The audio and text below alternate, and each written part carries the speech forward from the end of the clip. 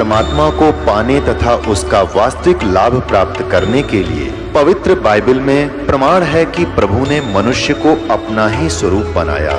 6 दिन में सृष्टि रचकर 7वें दिन विश्राम किया। कुरान शरीफ में प्रमाण है कि हजरत मोहम्मद को खुदा स्वयं कह रहे हैं कि मैंने तुम्हें उस परमात्मा की महिमा बताने के लिए भेजा है। वो परमात्मा कबीर है जिसने 6 दिन में सृष्टि रची तथा 7वें दिन तख्त पर जा विराजा। उसकी खबर किसी बाखबर से पूछकर तो देखो। कृपया अवश्य सुनिए जगत गुरु तत्वदर्शी संत रामपाल जी महाराज के अमृत वचन।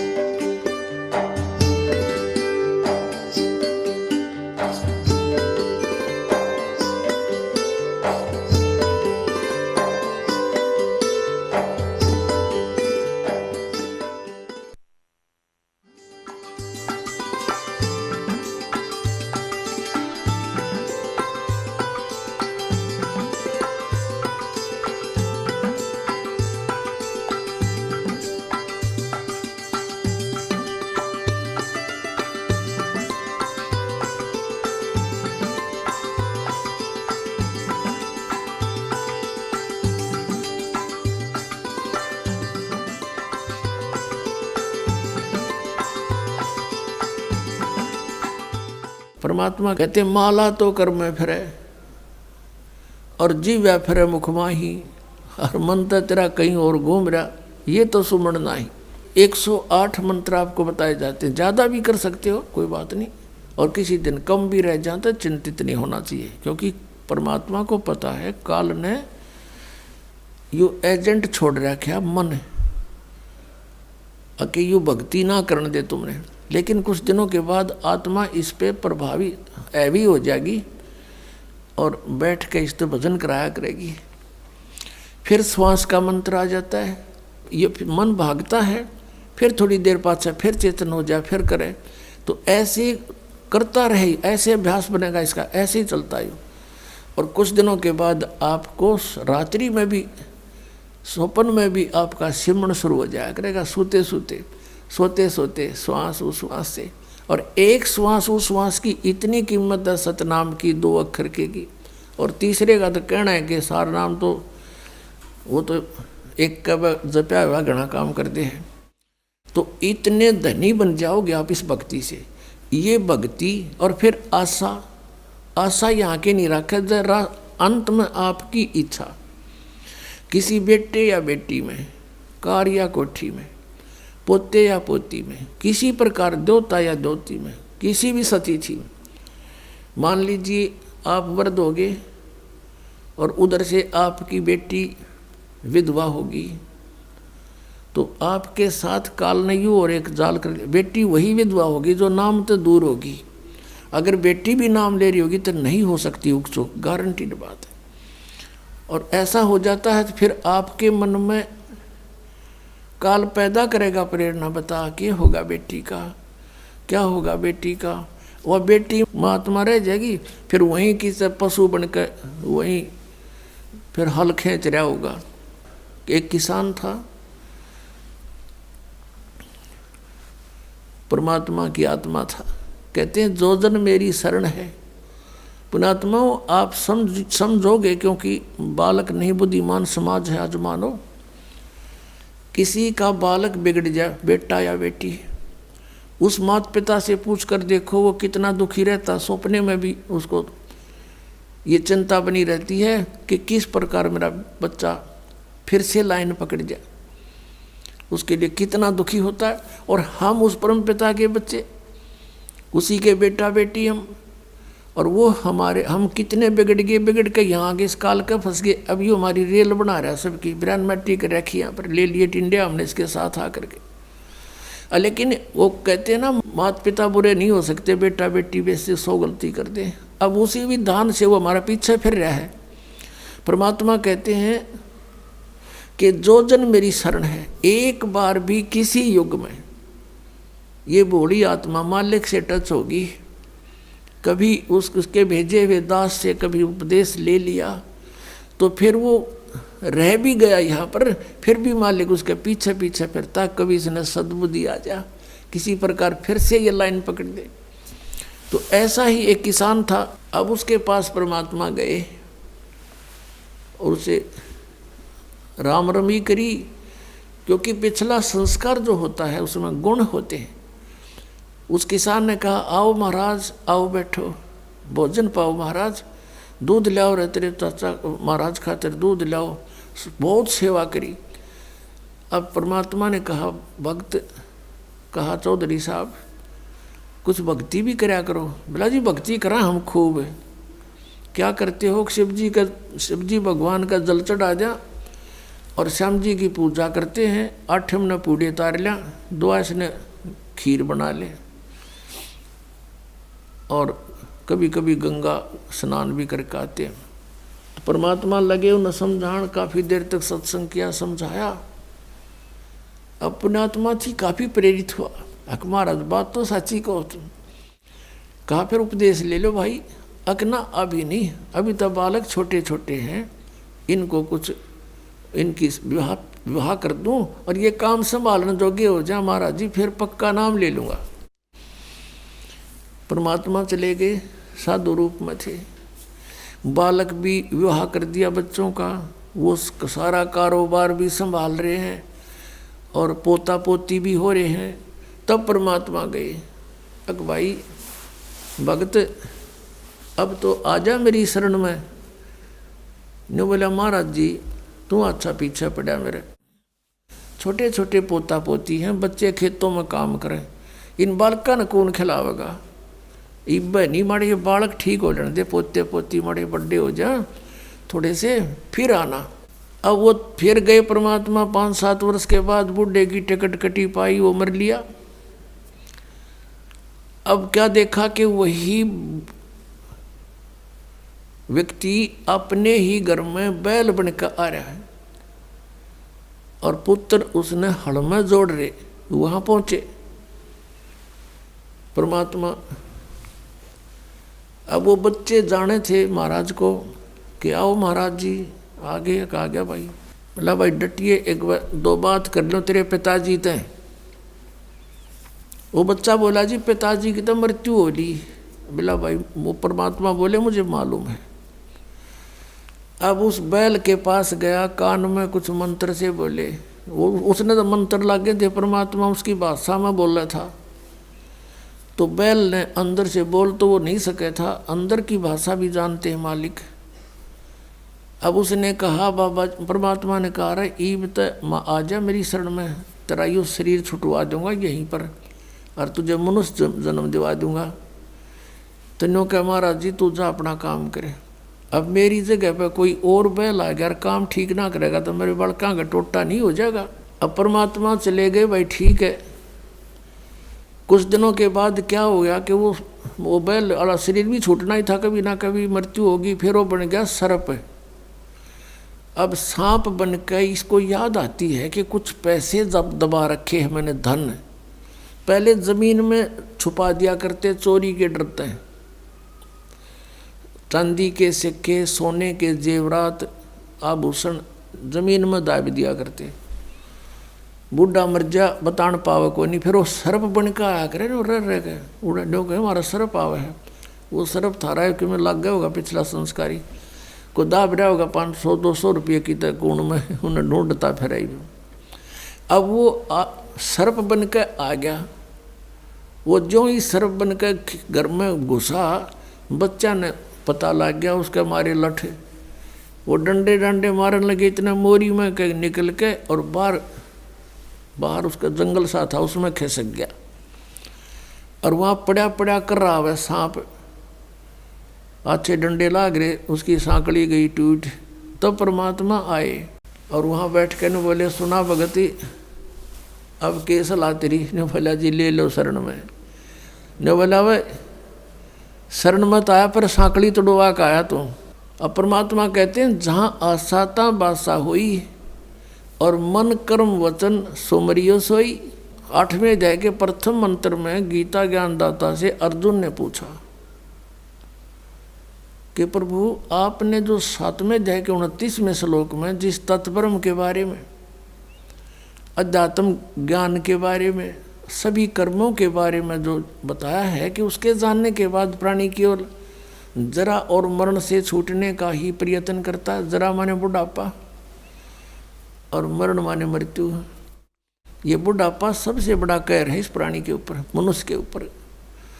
अपने अपतमाओं कदे बूढ़े बूढ़े घबरा जा, अब घबराइयो ना तुम, क्योंकि ईब मालिक का नाम लिए पाछे आपको इतना सारा मिलेगा, सत्कर मान लियो, आपको पता भी नहीं चलेगा ये बुढ़ापा है या आप युवा हो।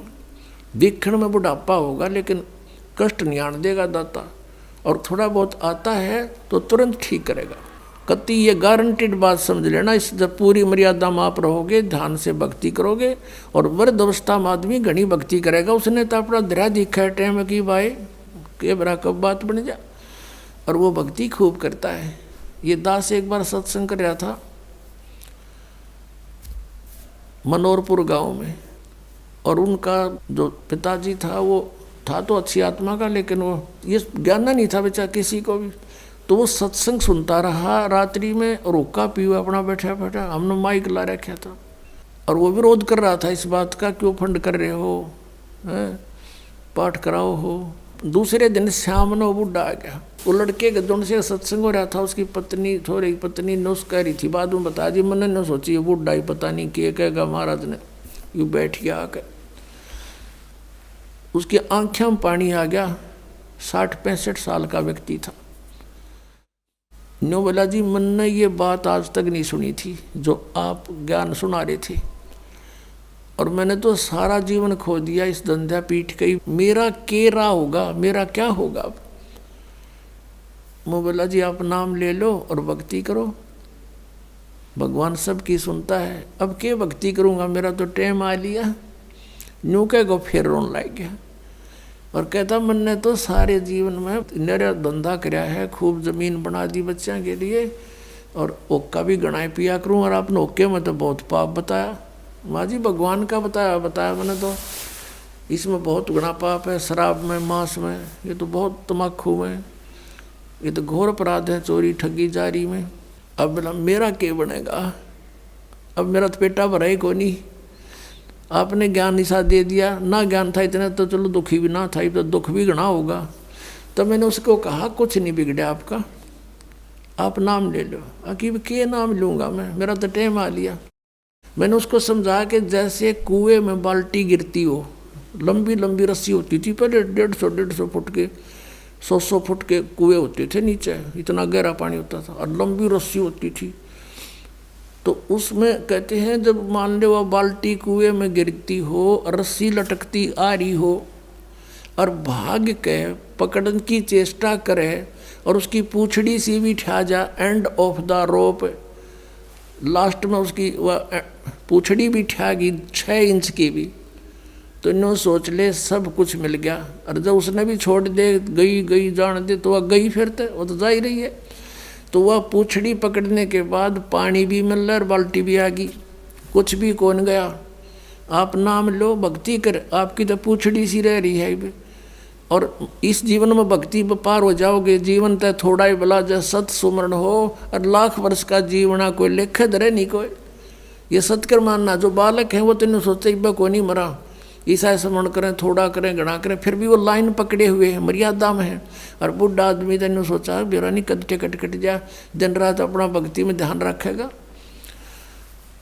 तो वह बात उसका करड़ी समझ में आएगी। और मैं बोला बात सुन ले, जब नियम में रहेगा, जितनी आयु चाहिएगा उतनी दे देगा परमात्मा। यो कबीर भगवान है, ये आयु बढ़ा देता भगवान की। तो जो बोला जी फिर तो नाम दे दो। मैं बोला हुक्का नहीं पीड़ेगा, अकाज जब फोड़ दूंगा इस हुक्के ने। उसी दिन तो परित्याग कर दिया और भक्ति करी। 10 साल और जिया वो बुढ़ा, 75 साल की उम्र में, आराम तो मृत्यु होगी। अब भगवान किसे कहते हैं? भगवान ने इसलिए तलाश करते कि शायद दुखी प्राणी हो, और कितना पापी हो, कितना अपराध कर गया अनजान पड़े में, परम पिता को बुरा नहीं लगता वो बेटा अपना बेटी। अब परमात्मा कहते हैं शरण पड़े को गुरु संभाले, और जान का बालक भोला रे, कहे कबीर तुम चरण चित राखो, जो सुई में डोरा रे। अपने गुरुदेव के प्रति इतना लगाव रखो अटूट, जैसे सुई में धागा डाल दिया जाता है तो उससे दूर नहीं हो सकता, वो लटकता ही रहता है साथ के साथ। तो ऐसे आप ये मर्यादा, ऐसा लगाव अपने गुरु जी से रखना पड़ेगा। और फिर कहते हैं शरण पड़े को गुरु संभाले, जान के बालक भोला रे। जैसे अनजान बच्चा पालने में झूल रहा है, उसने टट्टी भी कर दी, पेशाब भी माए कपड़ों में कर दिया और हाथ पैर सारे खराब कर लिए। अब माँ आती है, वो देखती है कि तो सारा काम बिगाड़ रखा है, उसने वो बेटा या बेटी बुरा नहीं लगता, उसको पता है कि बालक से इसको पता नहीं, उन्हें नहावेगी, धोएगी, कपड़े धोकर सुखावेगी, फिर उन्हें दूध पियावेगी, सीने तो लगावेगी, प्यार करेगी। तो ऐसे ही परमात्मा को जानो तुम, सतकर मानना ये कबीर हमारा भगवान है, ये परम पूज्य परमात्मा कबीर देव ये हमारे पिता है, ये हमारी माता है, यही हमारा सच्चा साथी है। तुमेव माता च पिता तुमेव बंधु च सखा तुमेव विद्या च द्रविण तुमेव सर्व मम देव देव, ये वो परमात्मा है। अब इस परमात्मा को आप आज इसे दिखाई दो, जैसा मानव वो बालक टट्टी पेशाब करके पालने में पड़ा है, आपको पता है ये ज्ञान को ना, इसलिए ये बुराई कर गए, इतना पाप इकट्ठा कर लिया। अब ये सारे सने पड़े हैं अड़ंगे में, ये कर्मों से पापों से, कोई ओका पाड़ा है, कोई दारू पीवा है, कोई ताश खेला है, कोई और रिश्वतखोरी कर रहा अपना जीवन कर्म बिगाड़ दिए। तो उस परमात्मा ने बुरे नहीं लगते, वो नो दो मांझ का आपको फिर अपने सीने से लगाने योग्य कर लेगा इस सत्संग रूपी जल में दो के। तो हमने परमात्मा कहते हैं जहाँ आशा ता बासा हुई और मन कर्म वचन सुमरियो सोई। गीता जी अध्याय नंबर 7 के श्लोक नंबर 29 का हवाला दे करके अर्जुन ने पूछा 8वें अध्याय के प्रथम मंत्र में कि हे प्रभु, आपने जो 7वें अध्याय के 29वें श्लोक में जिस तत्ब्रह्म और सारे अध्यात्म और सब कर्मों से परिचित प्राणी को के विषय में कहा कि वो केवल जरा और मरण से छूटने का ही प्रयत्न करता है, बुढ़ापे और मृत्यु से, तो वो तत्ब्रह्म क्या है और क्या है वो अध्यात्म और क्या है वो कर्म। अब अध्यात्म और वो कर्म क्या है और वो तत्ब्रह्म क्या है, वैसे तो उसने फैसला ही कर रखा है कि उसके बारे में अगर कंप्लीट नॉलेज चाहिए, स्पिरिचुअल नॉलेज, 4 अध्याय के 34वें श्लोक में, तो उन तत्वदर्शी संतों से मिलो और वो तत्व ज्ञान बताएंगे। वो तत्व ज्ञान कौन सा है? 4 अध्याय के 32वें श्लोक में कि वो सच्चिदानंद घन ब्रह्म, ब्रह्मणे मुखे, सच्चिदानंद घन ब्रह्म ने अपने मुख से बोलकर यथार्थ रूप में वो ज्ञान विस्तार से बताया है, अनुष्ठानों का, यज्ञों का, वो तत्व ज्ञान है। उसको तत्वदर्शी संत जानते, मैं नहीं जानता। फिर भी उसने कुछ हिंट दिया है 8वें अध्याय के एक मंत्र का उत्तर 8वें अध्याय के 3रे मंत्र में श्लोक में दिया गीता जी में कि वो परम अक्षर ब्रह्म है। अब जहाँ आशा ताबासा हुई, परमात्मा का ये सूक्ष्म वेद का मंत्र है, जहाँ आशा ताबासा हुई और मन कर्म वचन सुमरियो सोई। अब 8वें अध्याय के 5 और 7 में, 8वें अध्याय के 6ठे श्लोक में गीता ज्ञानदाता कहता है कि एक नियम है, अंत समय में जो जिस भी इष्ट में भावित रहता है, जिस भी इष्ट की भक्ति करता हुआ और उसी में आश्रित रहता है, तो वो उसी को प्राप्त होता है। जहाँ आशा तहाँ बासा हुई और मन कर्म वचन सुमरियो सोई, ये परमात्मा बता रहे हैं। अब ये गीता ज्ञानदाता कहता है कि मेरा सिमरन करना तो 8वें अध्याय के 13वें श्लोक में बता दिया, मुझ ब्रह्म का एक अक्षर ओनली ओम है, नथिंग एल्स, ना युरा देरा देशा मिला दे, ना एवे नमः, ना ओम नमः भागवते वसुदेव, ना ये ओम नमः शिवाय, ये कोई मंत्र नहीं है, ये मोक्ष के नहीं है। शास्त्र विधि त्याग का मनमाना आचरण है। उससे गीता जी अध्याय नंबर 16 के श्लोक नंबर 23 में आप जान सकते हो कि शास्त्र विधि को त्याग कर जो मनमाने मंत्र जाप करता है, मनमाना आचरण करता है, साधनाएं करता है, उसकी ना तो गति हो, ना उसको सुख हो, ना ही उसका कोई कार्य सिद्ध हो, कोई सिद्धि प्राप्त नहीं हो, तो यूजलेस। तो यहाँ 8वें अध्याय के 5 और 7 में गीता ज्ञानदाता कहता है मेरी भक्ति कर मुझे प्राप्त होगा। लेकिन यहाँ शांति नहीं हो सकती, युद्ध करना पड़ेगा। और 18वें अध्याय के 62वें श्लोक में बता दिया कि यदि तुझे शांति चाहिए तो सर्वभाव से उस परमेश्वर की शरण में जा। किसकी? जो परम अक्षर ब्रह्म, अभी 8वें अध्याय के 3 श्लोक में बताया। उसकी कृपा से तू परम शांति को और सनातन परम धाम को प्राप्त होगा। और उसका मंत्र क्या, वो तत्वदर्शी संत बताएंगे। इसने हिंट दिया थोड़ा सा 17वें अध्याय के 23वें श्लोक में कि ओम तत्सत इति निर्देश ब्रह्मण तिर्वेद समर्थ है। ब्रह्मण माने सच्चिदानंद घन ब्रह्म का। ओम तत्सत ये 3 प्रकार का मंत्र है। इसका निर्देश है। निर्देश में कोई और अग्रम अग्रम खत्म हो जाती है, फाइनल डायरेक्शन है, नथिंग एल्स। तो पुण्यात्मा 8वें अध्याय के 8, 9, 10 श्लोक में कहा है कि यदि तूने उस परमात्मा के पास जाना है तो उसी तरह मन कर्म वचन से उसकी भक्ति कर। उसका मंत्र बताएंगे तत्वदर्शी संत। ये ओम तो सीधा इस ब्रह्म का है, तत् और सत ये कोड वर्ड हैं, सांकेतिक शब्द हैं। ये दास बताओगा आपको। इस पृथ्वी पर इस दास के अतिरिक्त इस खजाने का धनी कोई नहीं है, ये सत्कर मान लेना। अब यहाँ दास ने ये धनी शब्द गलत बोल दिया। ये दास तो नौकर है, धनी तो कबीर परमात्मा है। उस परमेश्वर ने अपने नौकर को ये खजाने की चाबी दे दी, खोल और बांट दे अपने बहन भाइयों में।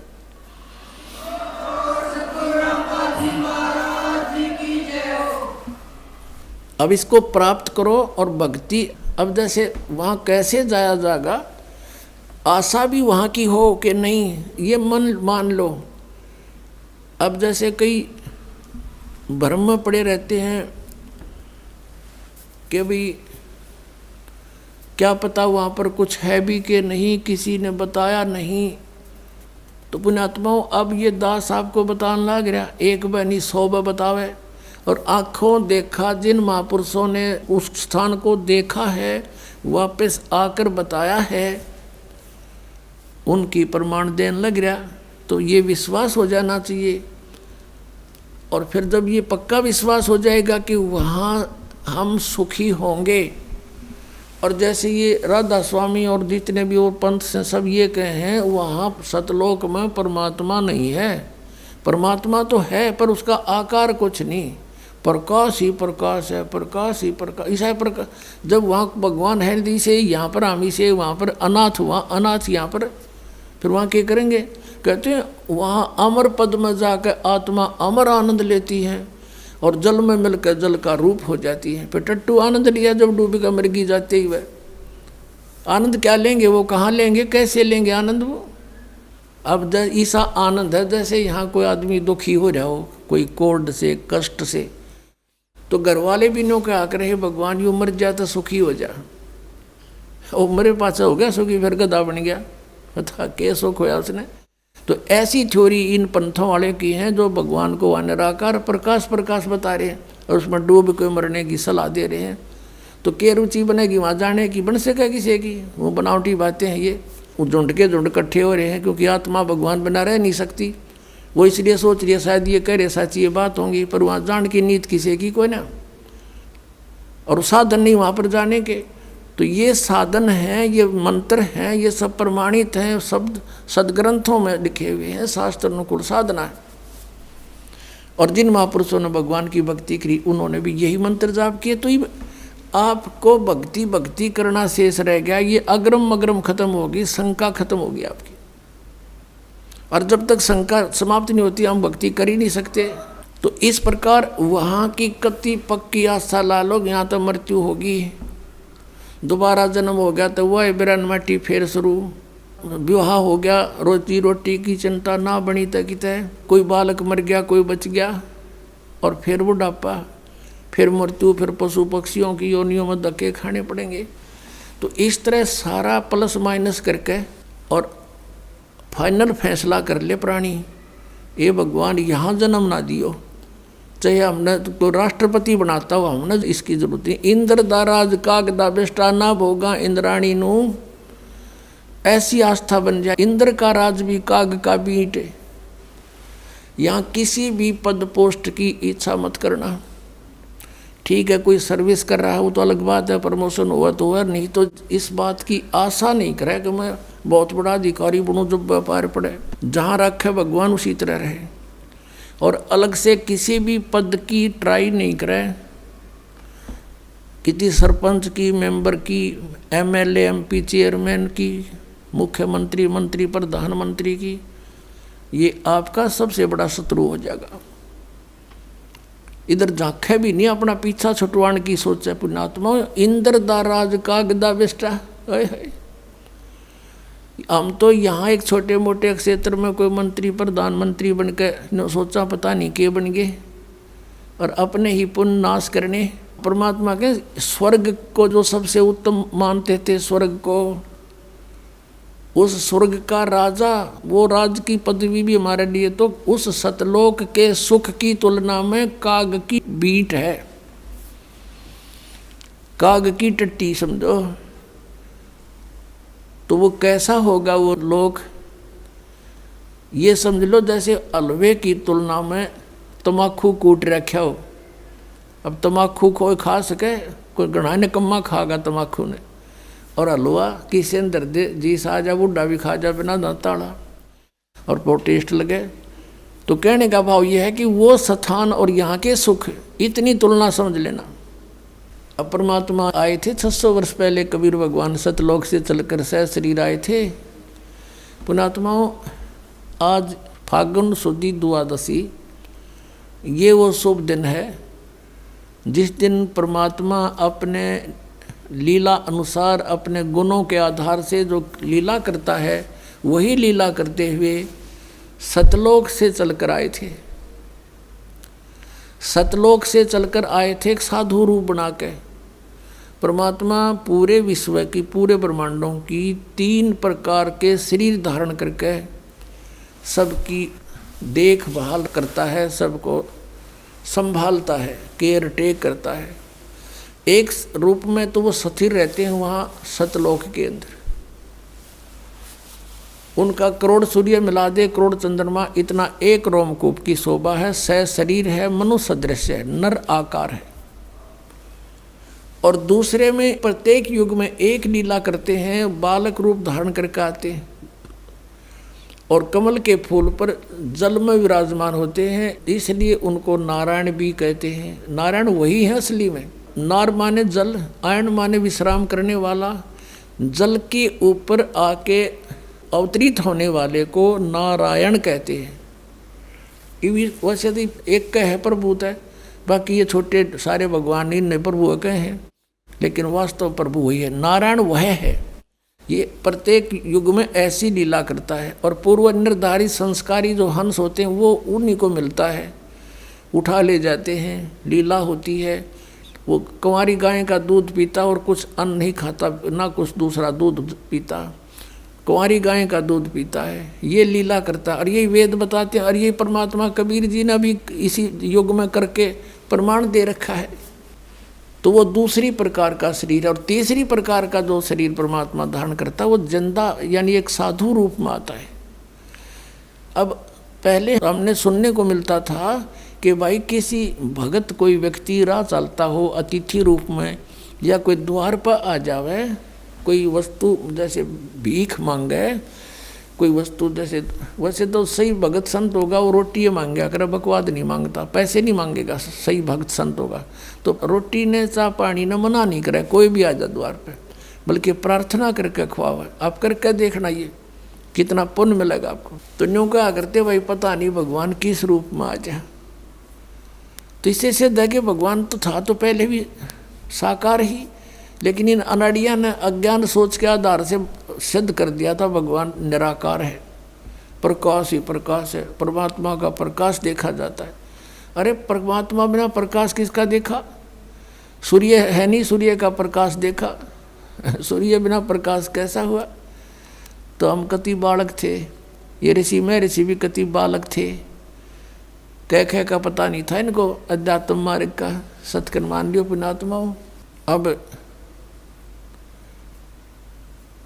हमने जो परमात्मा को पाने के लिए जो विधि अपनानी है, वो परमात्मा तीसरी टाइप का जो शरीर बनाता है वो साधु संत का बनाता है। जिन भी महापुरुषों को मिला ऐसे ही मिले हैं। आदरणीय धर्मदास साहिब जी को मिले, जिंदा महात्मा का रूप बनाकर परमात्मा मथुरा में पहुंच गए, और मथुरा में ये लोकवेद के आधार से वो पुण्यात्मा मोक्ष के लिए उस जोड़ में नहाने जा रहा था, जिसमें कहते हैं यहाँ कृष्ण जी नहाया करते थे, स्नान करते थे। इस ब्रज की रज को, रज पे उसके चरण टिके हैं, माथे का लाओ, ये पेट भर ऐसे बहका रहे हैं।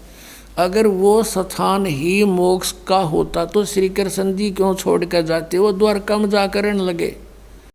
वह तो द्वारका गए, उसको छोड़ के, वो अच्छा था इसलिए वहाँ छोड़ गए, क्योंकि रोज लड़ाई रहा करती, कदे जरा सिंगारा लठ लेकर, कदे काल्यवन आ गया सेना लेकर। तो उस भगवान ने सोचा अपना इन मूर्खा गेला क्यों मूर्ख होया और कितना न मारूं, ये तो सबकी बुद्धि भ्रष्ट हो रही है। तो एकांत में जाकर कहते राड से बाढ़ अच्छी, वहाँ जाकर रहने लग गए थे। द्वारका में कोती उस समुद्र में टापू ढूंढा कि कोई नहीं आओगा तो अपनी सेना ने एक स्थान पर खड़ा कर देंगे। उसका एक रास्ता था, एक द्वार था, इसलिए द्वार ईका कहते हैं उसको। तो मथुरा में गए हुए थे, वहाँ भगवान मिले जिंदा महात्मा के रूप में। जिंदा महात्मा होता मुसलमानों के अंदर, एक काला सा ओवरकोट पहनता, घुटनों से नीचे तक का एक कच्छा और एक टोप, ऐसी वेशभूषा वाले को जिंद महात्मा कहते, जिंदा। और इसी रूप में गरीबदास साहिब जी को मिले थे। आज के दिन खेतों में गऊ चरा रहे थे गरीबदास साहिब जी, 10 वर्ष के बालक थे, साथ में और भी कई बूढ़े, कई बुजुर्ग थे, कई अच्छी आयु के थे, कुछ जवान थे। ये सबसे छोटी उम्र के गरीबदास जी थे, 10 वर्ष के। और आदरणीय गरीबदास साहिब जी ये किसान परिवार में जाट जाति से थे, और वहाँ छुडानी में इनके नानके थे। इनके कोई मामा नहीं था गरीबदास जी के, जिस कारण से इनके पिताजी को वहाँ घर जमाई रखा गया था। ये मूल गांव इनका करौथा गांव है, रोहतक जिला में, जहाँ अपना आश्रम है। तो वहाँ ये वहीं जन्म हुआ था इनका। 10-12 वर्ष वहाँ रहते हुए हो गए थे इनके माता पिता को। तो वहाँ इनके ज़मीन बहुत थी, इनके नाना जी के लगभग 1400 एकड़ ज़मीन थी, 1400 किले।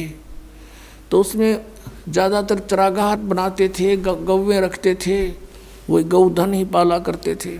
अपना गरीबदास जी भी उनके पाली जाते थे, गवाले और भी कुछ नौकर रखे हुए थे। कुछ वैसे गांव के अन्य व्यक्ति भी अपने गौओं को उन्हीं के खेतों में चराया करते थे। ऐसे कुल मिलाकर 10-20 पाली थे, गवाले थे। तो वहाँ परमात्मा सतलोक से चलकर आए, साधु रूप बनाकर दिन के 10 बजे के आसपास। उसमें सभी एक जांडी के पेड़ के नीचे बैठ के खाना खा रहे थे, पाली गवाले। परमात्मा आए, सतलोक से उतरे। उन्होंने देखा उस समय वो पैदल चले आ रहे थे। उन्होंने सोचा कोई राह चलता राहगीर है, यात्री है और महात्मा है। उन्होंने सब ने कहा कि महाराज आ जाओ, भोजन पालो।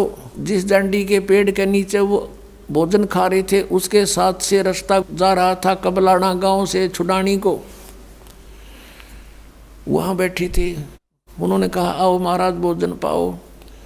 परमात्मा ने कहा भोजन तो भाई मैं खा के आया हूँ अपने गांव से। आपका गांव कहाँ है? कि सतलोक है, और यहाँ से 16 शंख कोस की दूरी पर है। उनने सुना 16 कोस दूर होगा कोई सतलोक होगा। अब उन पालियों ने सोचा ले होगा भाई कोई सतलोक की पृथ्वी पर। उसमें ऐसा यातायात था को ना, कन्वेंस थी नहीं। 10 कोस में 16 किलोमीटर 17 किलोमीटर दूरी पर भी एक दूसरे को बहुत कम जानते थे। तो उन्होंने कहा पालियों ने कि महाराज हम अतिथि को कुछ जलपान किए बिना जान नहीं दिया करे, दूध तो पीना पड़ेगा आपने। परमात्मा बोले भाई दूध पिलाओ हो तो कंवारी गाय का पिया करूँ मैं। फिर वो कहने लगे बाबा जी तेरी दूध पीड़ की नीत को ना, मजाक ना करो, देख लो भाई पिलाओ दूध, मैं तो कंवारी गाय का दूध पिया करूँ। तब गरीबदास जी 10 वर्ष के बालक खड़े हुए और उनकी एक प्रिय बछिया थी, उसको लाए पकड़ के गले की रस्सी से पकड़ के कहने लगे देखियो महाराज जी इसका बच्चा तो है नहीं, दूध कैसे देगी, जैसे बच्चा व्यवहार करा करता है। परमात्मा बोले भाई कोई दूध का निकालने का है पात्र तुम्हारे पास? कहाँ जी, ये लस्सी लाए थे, अभी धो धा कर रखा साफ, ये रखा 5-6 किलो का, जो उसमें जला जाए ऐसा था। परमात्मा ने कहा रखो इस बछिया के नीचे। गरीबदास जी पकड़ के बैठ गए। अकलो जी, ये बालक था, उन्हें सोची मजाक करें हमारा जीते। परमात्मा ने कमर पर थपथप की लगा दी, इसके आशीर्वाद मेरा हाथ रख दिया बछिया के। लंबे लंबे स्वतन हो गए और अपने आप दूध की धार बहगी, पात्र भरते ही बंद हो गया। बोलो सतगुरुदेव।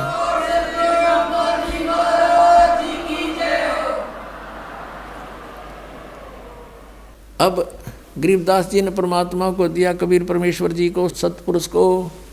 कुछ परमात्मा ने पिया, फिर कहा ले भाई पा लियो, आ जाओ तुम भी पी लो।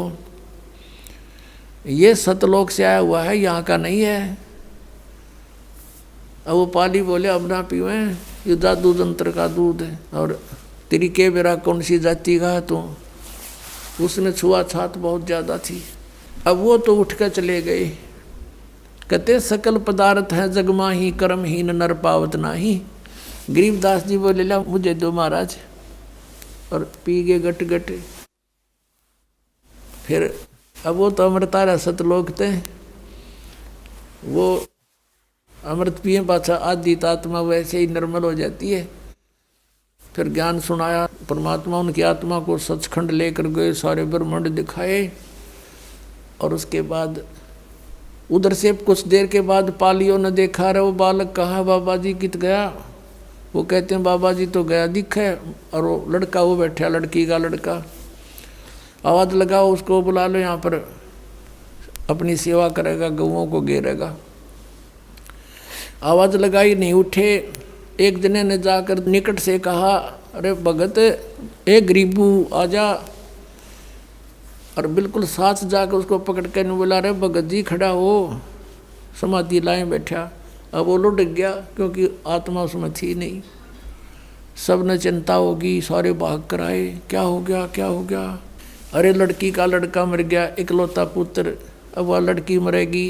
हाहाकार मच गया, गांव में भागे आए 2 पाली, नगर में सन्नाटा छा गया, भागे गए। माता पिता बेहोश हो गए ये सुनते ही, पुत्र की मृत्यु सुनते ही। और वो गांव के लोगों का उधर चल पड़े, निकल कर वहाँ से लाई उठा करके वहाँ लगे 5-4 घंटे उनको लाने ले जाने में। 7-8 शाम के समय उसका अंतिम संस्कार करने के लिए चिता पर रख दिया बालक के शरीर को। उधर से परमात्मा ने सारे ब्रह्मांड दिखा के, अपनी सतीति से परिचित करवा के और सारा कुछ बता दिया। जैसे जब परमात्मा दूसरे रूप में, जिंदा के रूप में साथ गए गरीबदास जी के, और ऊपर अपने ही दूसरे रूप में जो 3 सतिथि में परमात्मा क्रिया करते हैं, 3 शरीर सतिथि से, तो वहाँ सतीर सतिथि में जहाँ वो रहते हैं उस एक बहुत बड़ा गुम्बद बना हुआ है, बहुत बड़ा, इस पूरी पृथ्वी से भी के जितना, और उसके सेंटर में मालिक विराजमान है। पृथ्वी तो ऐसे गोल है, वो ऐसे प्लेन है, ये ऐसा समझ लो।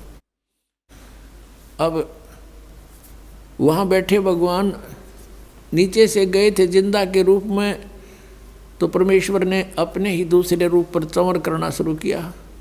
गरीबदास जी ने सोचा वे बाबा जी तो यहाँ का कोई इनका नौकर है, सेवक है, और ये बैठा भगवान तय कितना सुथरा, सारी तेजों में शरीर हो बहुत अच्छा।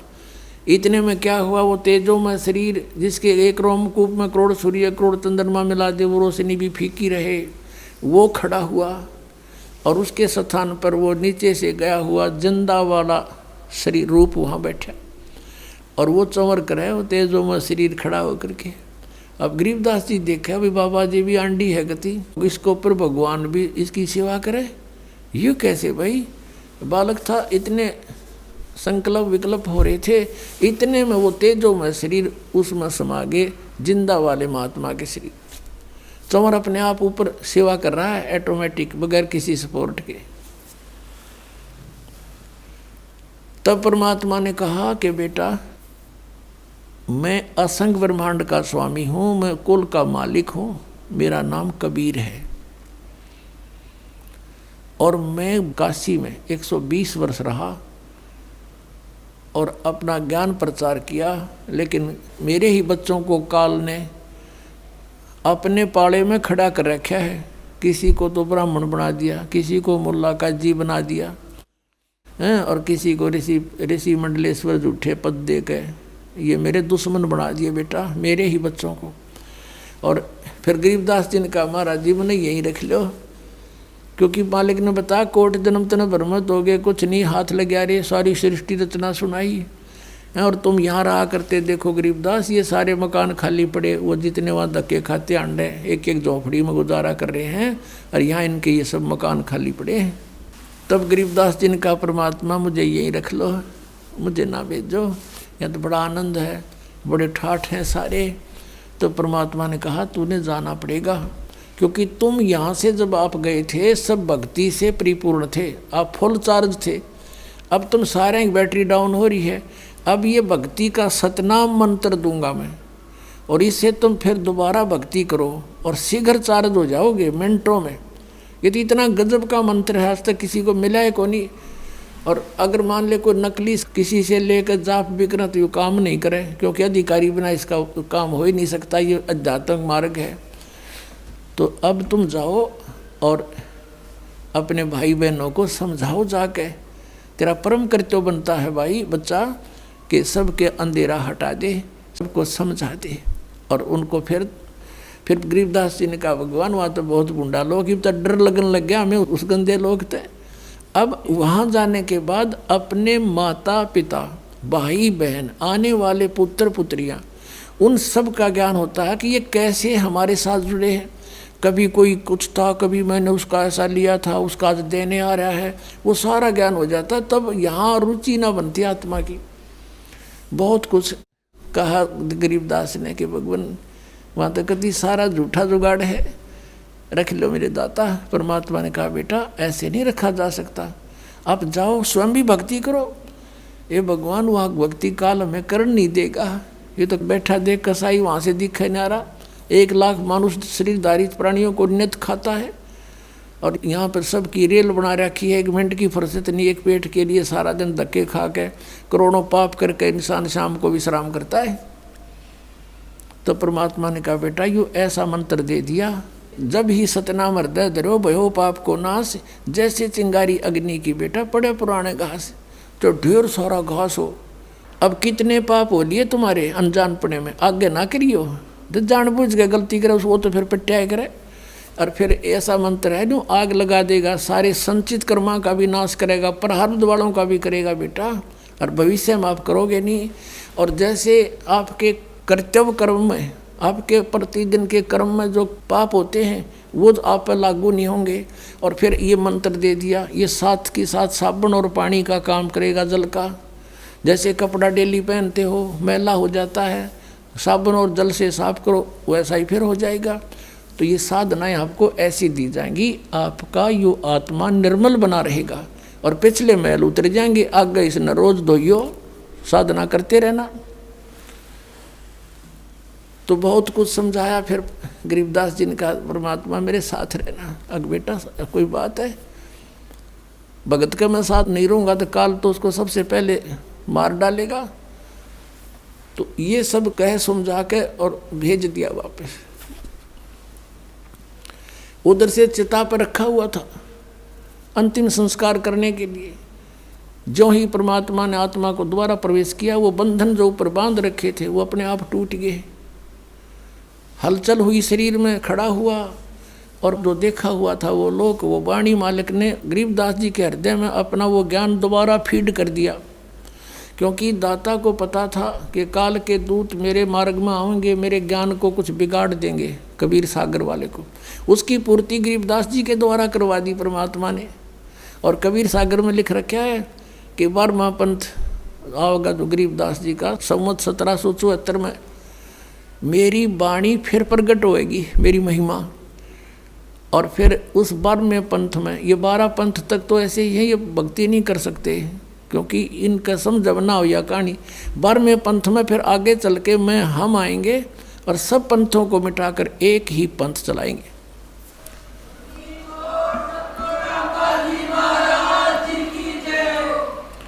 तो उसी आधार से गरीबदास साहिब जी के अंदर उन्होंने अपना यथार्थ ज्ञान दोबारा फीड किया।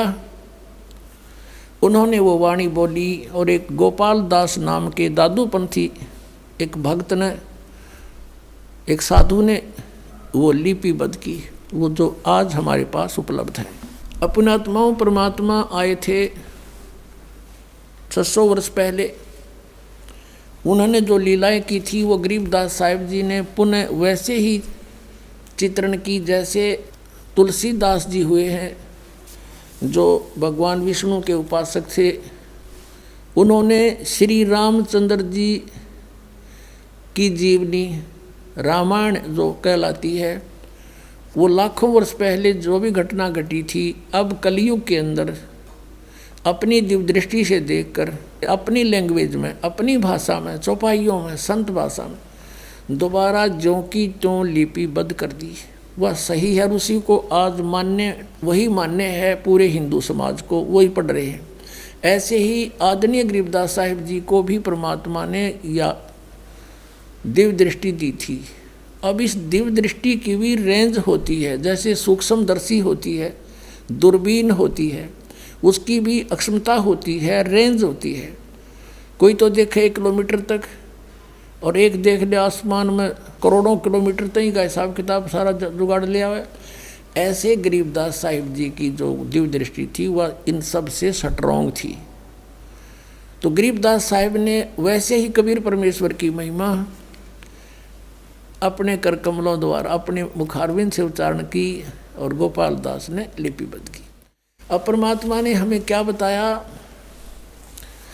अगम निगम को खोज ले बुद्धि विवेक विचारे, उदय अस्त का राज मिले तो बिन नाम बेगारे। अब यहाँ से मन हटाने के लिए यू ज्ञान आधार बनाना पड़ेगा आपने। कहते हैं परमात्मा, गरीबदास साहिब कह रहे हैं भगवान ने ऐसा बताया है कि जैसे तुम कुछ भविष्य का अगम निगम, भविष्य के विचार करो और बुद्धि से सोचो थोड़ा सा कि उदय अस्त का राज मिले तो बिन नाम बेगार। बेगार किसे कहते हैं ये थोड़ा डिफाइन करते हैं। पहले समय में हम छोटे छोटे थे तब हमारे गांव से लाखन माजरा गांव तक एक 3 व्हीलर आया करता। पहले ये पेट्रोल के चाले थे, ये बड़े बड़े, और 2-3 चला करते थे। तो उनमें से एक ना आया एक दिन, दूसरे साथियों ने भी और भी पूछा, यात्रियों ने, कल क्या बात हुई नहीं आए? वो कह रहा था कल मैं बेगार में फंस गया। बेगार क्या थी कि पुलिस वाले पकड़ ले जाया करते इनको, पर इनके पास कन्वेंस थे नहीं। कहीं रेड लगानी होती, कोई पकड़ना होता, किसी के छापे मारने होते तो किसी भी व्हीकल वाले को पकड़ ले जाते। वो अपने पल्ले से तो तेल डालता अपने पास से, और 1 मिनट की फुर्सत नहीं, वहाँ चल वहाँ चल वहाँ चल, खेतों में गए चल, किधर दूसरे गांव में। नू कह रहा था सारा दिन शाम ने पकड़ा था, अगले 12 बजे छोड़ा मुझे, और 200 रुपये का तेल घर तक खर्च कराया। उस समय तो 200 रुपये 20,000 के बराबर थे, और रोटी भी अपने आप खाई। ये उसको बेगार कहा करते हुए, बेगार का मतलब है कि अपना तो जेब तक खर्च हुए और 1 मिनट की फुर्सत नहीं, मारो मार रहे। तो कहते हैं अगम निगम को खोज ले बुद्धि विवेक विचार, उदय अस्त का राज मिले तो बिन नाम बेगारे। ये मंत्री, प्रधानमंत्री, MLA, ये चेयरमैन देख लो उनकी स्थिति। ये पिछले पुण्य कर्मी प्राणी हैं, पिछले संस्कार जन्म जन्मांतर के, और आज ये अपने पुण्यों को बर्बाद कर रहे, खर्च कर रहे हैं अपने जेब पे, और 1 मिनट की फुर्सत नहीं। चलियो जी वहाँ काम है, मेरा यूँ रह गया जी, सारा दिन सोता झूठ बोल रहे हैं, क्यों सबके काम ये कर नहीं सकते, इसे खुदा थोड़े ये। और परमात्मा सब के कर दे, सब के और कई कई कर दे, लाखों काम कर दे, हम क्यों ना भगवान की आड़ पकड़े।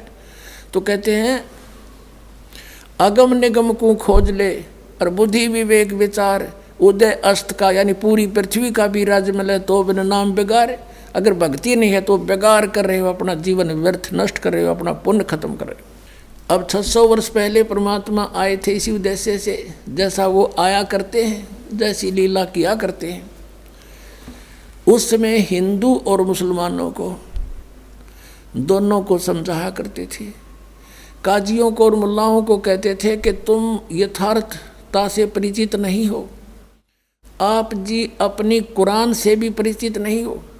और हिंदुओं के गुरु ऋषि महर्षि मंडलेश्वर ब्राह्मणों को कहा करते थे कि तुम लोक वेद सुना रहे हो, तुम भ्रमित कर रहे हो, शास्त्र विरुद्ध साधना करवा रहे हो, इनका जीवन नाश कर रहे हो, तुम इनको भूत पुजवा कर भूत बनवा रहे हो, तुम अपने ग्रंथों से भी आप परिचित नहीं हो। पुणात्माओं, जैसे मुसलमानों को ये अपना भ्रम है कि हम सही साधना कर रहे हैं, और वो हिंदुओं को मुसलमान ज़बरदस्ती भी बनाया करते थे, ज्ञान से भी कोशिश करते थे किसी तरह ये हमारे मार्ग को स्वीकार करें, हमारा श्रेष्ठ मार्ग है। और ये सोचा करते थे कि ये अन्य देवताओं की पूजा करते हैं, अन्य फरिश्तों की, और इनको इनसे कुछ लाभ नहीं होना, और हम जो साधना करते हैं वो भगवान की करते हैं, अल्लाह की, और उसकी साधना से सभी सुख होते हैं। इस उद्देश्य से मुसलमान बनाना शुरू किया था कि इनका कल्याण हो जाएगा। अब पुण्यात्माओं, अब कुरान शरीफ के अंदर सूरत फुरकानी है, उसका नंबर 25 है, और आयत नंबर 52 से लेकर 59 में जिस अल्लाह ने कुरान शरीफ का ज्ञान दिया वो मुसलमानों का गॉड है, वो उनका अल्लाह है, उनका परमात्मा है। और वो कह रहा है किसको? हज़रत मोहम्मद को, कि हे मोहम्मद, हे नबी, तू इन काफिरों का कहा ना मानना। काफिर कौन? जो कबीर परमात्मा को नहीं मानते, वो कबीर परमात्मा को नहीं मानते। और मैं तुझे इन कुरान शरीफ के अंदर जो गाइडलाइन दे रहा हूँ, हिदायत दे रहा हूँ, इनको तू पक्का मानना और इनके साथ संघर्ष करना। कबीर के लिए, कबीर इज गॉड, अल्लाहु अकबर। जिहाद का मतलब लट्ठम लट्ठा होना नहीं। तू इनकी बात मत मानना, चाहिए तूने परेशान करें या ये ना मानने पर तू मत मानना इनकी बातों को, ऐसे संघर्ष करना। और कबीर परमात्मा है, ये मानते नहीं, तो इनकी बातों में मत आना। और ये कबीर वही है परमात्मा जिसने सारे ब्रह्मांडों की रचना की है, और ये पाप नाशक है, अपने बंदों के गुनाहों को खूब अच्छी तरह समझता है और उनके पाप नाश करता है। और ये परमात्मा वही है जिसने 6 दिन में सृष्टि रची और 7वां दिन तख्त पर जा बैठा। और उसकी खबर किसी बाखबर से पूछ देखो। कुरान शरीफ सूरत फुरकानी 25 और आयत नंबर ये 59 में लिखा है कि वो परमात्मा 6 दिन में सृष्टि रच कर कबीर और वो तख्त पर विराजमान हो गया। वो अल्लाह अकबर है, वो अल्लाह कबीर है। उसकी खबर किसी बाखबर से पूछो। जैसे श्रीमद् भगवद गीता अध्याय नंबर 4 के श्लोक 34 में कहा है, गीता ज्ञानदाता भी वही है, कुरान शरीफ का ज्ञानदाता भी वही है। वो अर्जुन को कह रहा है कि अर्जुन तू उस तत्व ज्ञान को जो भगवान ने स्वयं आकर ज्ञान दिया है, वो तत्व ज्ञान है, उसको किसी तत्वदर्शी संतों के पास जाकर समझ, मैं नहीं जानता। और यही कुरान शरीफ बोलने वाला मुसलमानों वाला अल्लाह कह रहा है कि उस कबीर नामक अल्लाह की, उस अल्लाह अकबर की खबर किसी बाखबर से पूछ देखो। तो इसका मतलब है कुरान शरीफ का ज्ञान देने वाला अल्लाह भी उससे बेखबर है, उसका खबर नहीं है उसको। तो वो कंप्लीट नॉलेज कैसे होगा? जो मुसलमान ये सोचा करते हैं हमारा सुप्रीम साधना है, तो अब है ये सब की सुप्रीम साधना जो दास आपको बता रहा है, और इसके करने से सबका मोक्ष होगा। उस समय इन बातों का दुख माना किसने? उन नकली गुरुओं, काजी और मुल्लाओं ने और ब्राह्मणों ने। परमात्मा उनको समझाया करते थे, सभी को अलग अलग से बताते थे, समझाते थे। क्या कहा करते थे कि नबी मोहम्मद नमस्कार है, राम रसूल कहाया, 1,80,000 को सौगंध जिन नहीं कर्द चलाया। कबीर परमात्मा कहा करते थे कि तुम जिन महापुरुषों का नाम लेकर मांस खाते हो, गायें काटते हो, हत्याएं करते हो, मुर्गा काटते हो, बकरा काटते हो, भगवान ने कितना अच्छा आपको आहार दे रखा, काजू किस्मत सेब संतरे, और नहीं तो ये बाजरा ज्वार गेहूँ चने चावल कुछ भी खाओ, ये अड़ंगा क्यों खाते हो? तुम्हारे नबी ने, हजरत मोहम्मद ने कभी किसी की हिंसा नहीं की।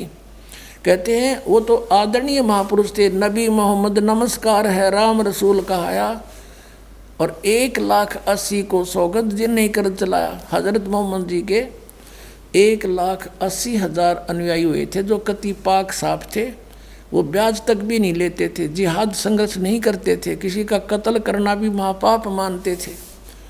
वो तो ऐसे महापुरुष थे। कहते हैं अरस कुरस पर अल्लाह तकत है, अरस कुरस पर आसमान के ऊपर अंतिम छोर पे अरस कुरस पर अल्लाह तकत है, भगवान का सिंहासन है, और खालिक बिन नहीं खाली, और वह पैगंबर पाक पुरुष थे साहिब के अब्दाली।